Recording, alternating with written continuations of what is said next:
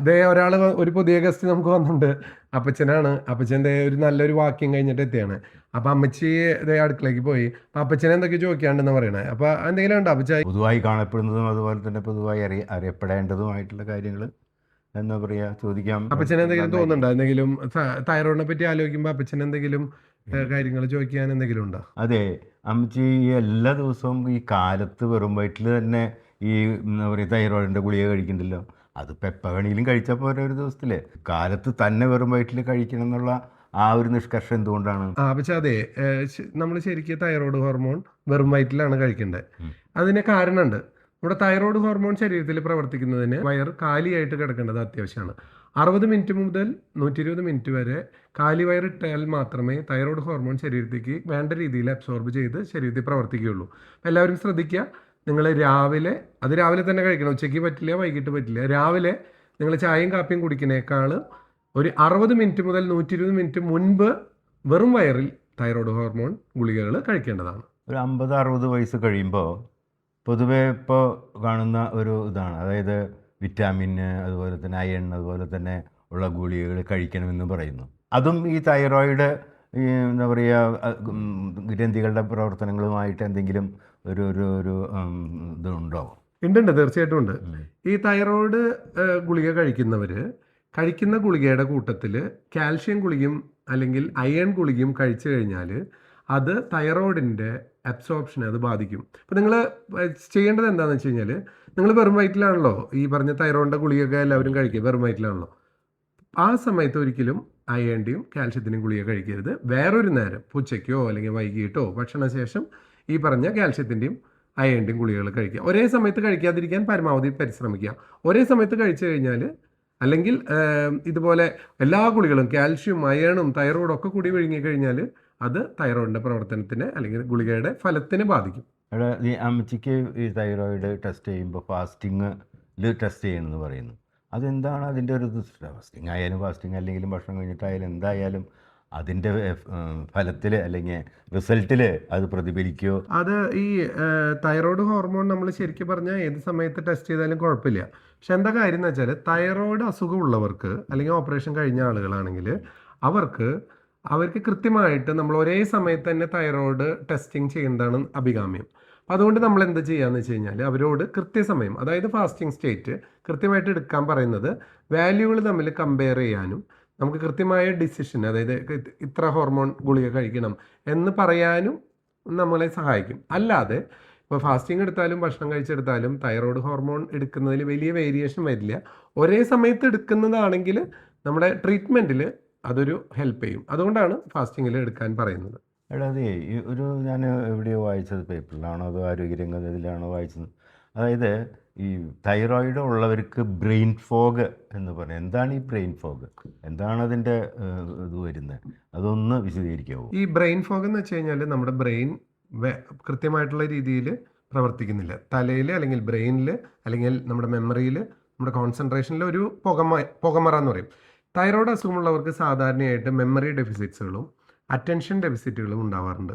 അപ്പോൾ ഈ thyroid deficiency ഉള്ളവരിൽ പ്രത്യേകിച്ചും ഓർമ്മക്കുറവ്, അവർ ജഡ്ജ്മെൻറ്റ്, ഒരു പ്രത്യേക തീരുമാനം എടുക്കുന്നതിലുള്ള കഴിവിൽ ഉള്ള പ്രശ്നങ്ങൾ, കാൽക്കുലേഷൻ അങ്ങനെ മിസ്റ്റേക്കുകൾ, അതുപോലെ അവർക്ക് കൃത്യമായിട്ടുള്ള അണ്ടർസ്റ്റാൻഡിങ് കിട്ടാത്ത ഇങ്ങനത്തെ കുറച്ച് പ്രശ്നങ്ങൾ കാണുന്നുണ്ട്.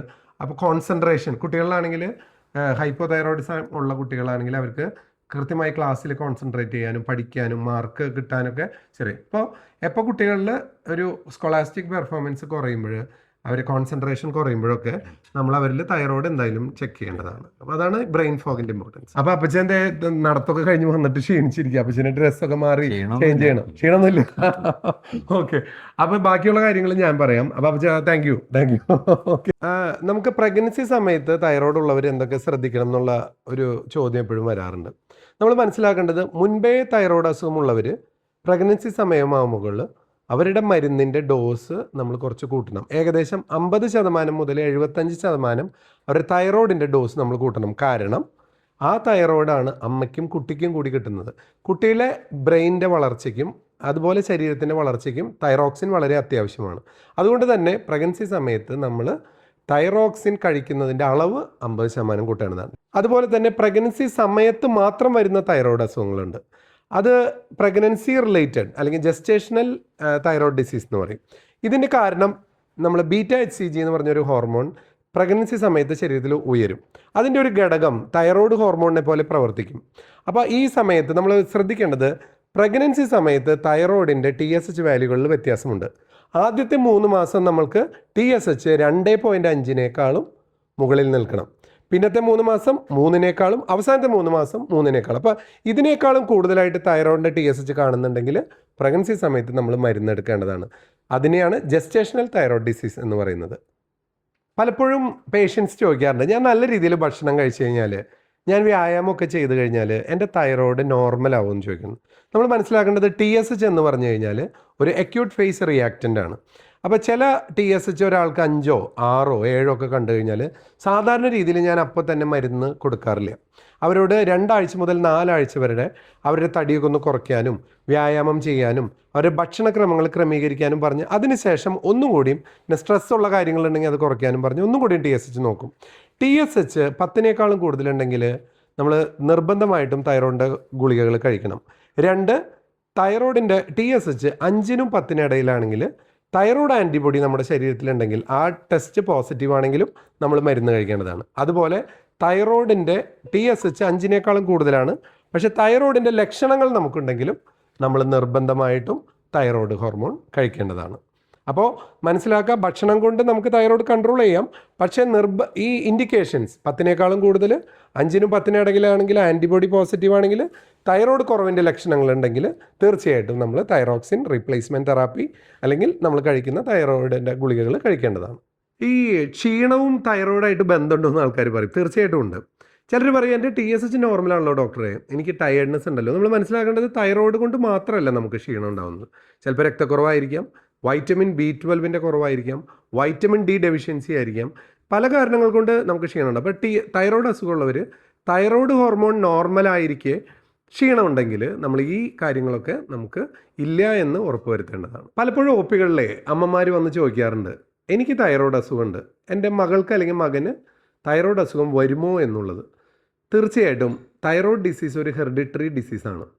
നമ്മുടെ നാട്ടിൽ കാണുന്ന കോമൺ ആയിട്ടുള്ള thyroid disease, that is autoimmune thyroiditis or Hashimoto's thyroiditis, ഒരു ഹെറിഡിറ്ററി പാറ്റേൺ ഫോളോ ചെയ്യുന്നുണ്ട്. നമ്മൾ കാണുന്നുണ്ടാവും, വീട്ടിൽ അമ്മയ്ക്കുണ്ട്, അല്ലെങ്കിൽ ആൻറ്റിക്കുണ്ട്, മോൾക്കുണ്ട്, അതുപോലെ അമ്മയ്ക്കുണ്ട്, മകനുണ്ട്. ഇത് ഹെറിഡിറ്ററി കോമ്പോണൻറ്റ് കാണിക്കുന്നതാണ്. അപ്പോൾ തീർച്ചയായിട്ടും നിങ്ങളുടെ വീട്ടിൽ അമ്മയ്ക്കോ അച്ഛനോ ആർക്കെങ്കിലും തൈറോയ്ഡ് ഡിസീസ് ഉണ്ടെങ്കിൽ നമ്മൾ മനസ്സിലാക്കേണ്ട ആണുങ്ങൾക്കും തൈറോയ്ഡ് വരാം. പക്ഷേ സ്ത്രീകളിലാണ് 60 മുതൽ 80% സ്ത്രീകളിലും 10 മുതൽ 20% ആണുങ്ങളിലുമാണ് ഈ പറഞ്ഞ തൈറോയ്ഡ് അസുഖം കാണുന്നത്. അപ്പോൾ വീട്ടിൽ അമ്മയ്ക്ക് അല്ലെങ്കിൽ അച്ഛനുണ്ടെങ്കിൽ നിങ്ങൾക്ക് വരാനുള്ള സാധ്യതയുണ്ട്. ലക്ഷണങ്ങളുണ്ടെങ്കിൽ തീർച്ചയായിട്ടും തൈറോയ്ഡ് ടെസ്റ്റ് ചെയ്യുക. നമ്മളെപ്പോഴും സ്ട്രെസ്ഫുൾ കണ്ടീഷനാണ് ജീവിതത്തിൽ. ഇപ്പോൾ ഈ സ്ട്രെസ്സ് തൈറോയ്ഡ് ഡിസീസ് ഉണ്ടാക്കുമെന്ന് എപ്പോഴും എല്ലാവരും ചോദിക്കും. നമ്മൾ മനസ്സിലാക്കേണ്ടത് സ്ട്രെസ്സ് തൈറോയ്ഡ് ഡിസീസ് ഡയറക്റ്റായിട്ട് ഉണ്ടാക്കില്ല. പക്ഷേ സ്ട്രെസ്സ് കൂടുതലുള്ളവരിൽ ഓട്ടോഇമ്യൂൺ ഡിസീസുകൾ വരാനുള്ള സാധ്യത കൂടും. നമ്മുടെ നാട്ടിലെ ഏറ്റവും കോമൺ ആയിട്ടുള്ള thyroid disease is autoimmune thyroid disease, that is Hashimoto's thyroiditis.